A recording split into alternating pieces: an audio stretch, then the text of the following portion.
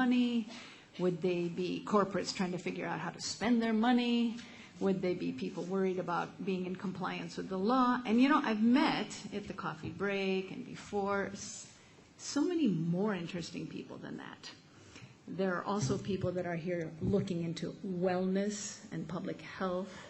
There's people looking into monitoring and evaluation and impact. There are even donors here who are neither corporates nor NGOs. It's a really interesting space. And, you know, this partnership idea and these things going around about innovation and impact, and what exactly do we want from this? And, you know, and I sit here and I think about what my current company, Marie Stopes, does. Everybody knows Marie Stopes does service delivery. We deliver family planning services. We deliver safe abortion services. We look at improving the quality of services in government. We look at improving the quality of services in private sector doctors. Okay, that's what we do. Now, how can we possibly partner? Well, what impact could there be in our partnering and going out of our comfort zone? And then I wonder about all the other NGOs. What possibilities do they have to go out of their comfort zone? And then thinking about comfort zone, I realized that corporates are way out of their comfort zone when it comes to funding nonprofits, funding NGOs, funding healthcare that have very different deliverables and different types of bottom lines than the development sector does. And although I have met one representative of the Gates Foundation here, I thought I'd share an anecdote. It must have been about 10 years ago almost. The Bill and Melinda Gates Foundation were coming into India for the first time in a really big way with the Avahan project. You may remember how that sort of transformed the HIV landscape around here. And I was lucky enough, I don't know how I got so lucky, I got to ask to be on the design team for that project. And for the first time, here I am, I don't know, what did he just call me, a health management professional, working with McKinsey types, okay? I said, what a cool opportunity is this? And we had a wonderful 2-3 months of the design phase. It was all very heady and very exciting.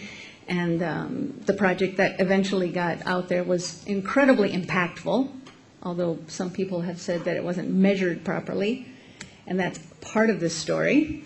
The issue that I eventually, as a development or health professional management type, ran into with the corporate types represented by the McKinseys and the Ernst & Youngs of the world is we couldn't agree on indicators.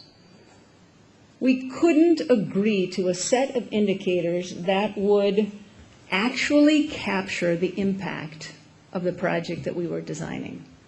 And it was a very interesting process. And I am willing to bet that this is going to come up again as a problem with the CSR money coming into the stream. And I would just like to flag it as something that we all really need to think about and work at. When us NGO types get up and start talking, we talk about all of our process indicators. How many services we've delivered, how many children we've fed, how many wells we've dug, whatever those happen to be. What's the impact of that? Okay?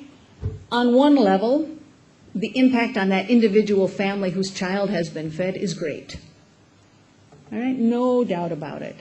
But at the other level, what is it really doing? How is it impacting those top-line indicators that the government cares about, and cares about so much that they have created this bill to encourage, force corporates to spend their money on certain things?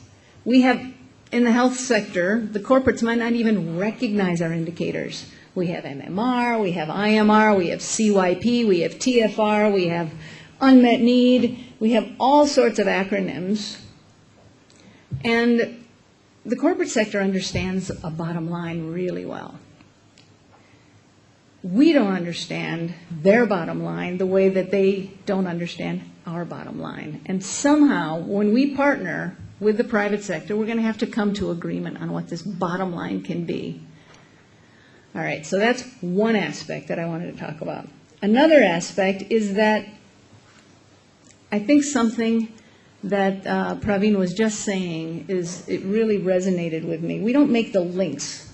We don't make the links between education and health and water and sanitation. We don't understand how these things all work together. Well, even more than that, we have yet to understand the impact that could happen if these things are linked up. And if all of our little vertical programs and our little patchwork were all seen together, what that would look like and how we can see the integrative impact between them. Now, Dr. Chatterjee this morning made a really important point. You know, he liked to be challenging. It was a great presentation for anybody who missed it. He said, talking about the corporates, we can spend money 100 times better than government. And we can reach that last mile that government hasn't been able to do in 60 years. Okay? Well, those are tall words. What does that mean, spending money better? How are we actually going to measure this? How can we be sure that what we're doing is having the impact that we intend it to have? And first of all, how do we decide even what that impact is going to be? So I was thrilled to hear Parul say that awareness doesn't equal and awareness doesn't necessarily lead to health-seeking behavior. Okay? Very important point. Because impact is not registered by the number of hospitals or PHCs or clinics that are there. Impact means that people are seeking those services for the right reasons at the right times and when they want to. And we just really don't understand how to measure this demand side. We don't get it at all. We're very good at measuring supply side. We're not good at measuring the demand side. And we think that our job is to convince people to do the things that we want them to do. Okay? So I'm seeing a lot of nods in the audience, which means you get it. Right? It's not for us to decide. You know, I couldn't even come up with a good word when I wanted to say we have to understand the needs of our who? Our beneficiaries. That means we're giving, we're charity, we're donating. So are they our beneficiaries? Or maybe in more marketing speak, are they our target audience, our target group, which means we're going to zero in on them and make them do what we want them to do? Okay, we need to change our mindset around a lot of these issues, and it's not as hard as we think. And I'm not going to go on much longer. I've mostly just raised issues. I do want to conclude by saying that the NGO sector, especially some of the, maybe you call them the bullies, the big boys, the larger international NGOs, we actually do have access to very strong monitoring and impact calculating systems. And, you know, we need to share those more. We need to share those more with the smaller groups. We need to share them more with the corporates that are going to need these sorts of indicators. You know, the donors know who we are. The PSIs, the MSIs, the apps, we have these tools, and we're using them on our own programs, but we're not really helping the larger sector. And I think we need to do that. We need to partner with these smaller groups. I like the idea of the pooling the resources that was put out in the morning. I also think we need to pool together in terms of pulling together some of our programs, and maybe we should think about, you know, getting some groups together and creating some integrated project concepts that we could then go sell to some of the big 8,000 companies that now we know we should target in these. And there was one other point that I really wanted to make. I guess I'll end this way. Corporates, we know how to make money, and we also want to have social responsibility. So we do the money-making part well, and the social responsibility part we do less well.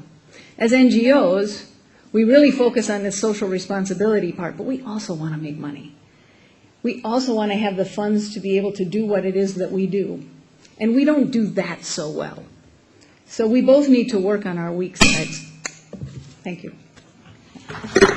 Issue of the impact. That's what even what Dr. Bhaskar Chatterjee was talking in the morning. That's what the whole bill talks about. It talks about a project more. It talks about the impact, right from the baseline to the impact.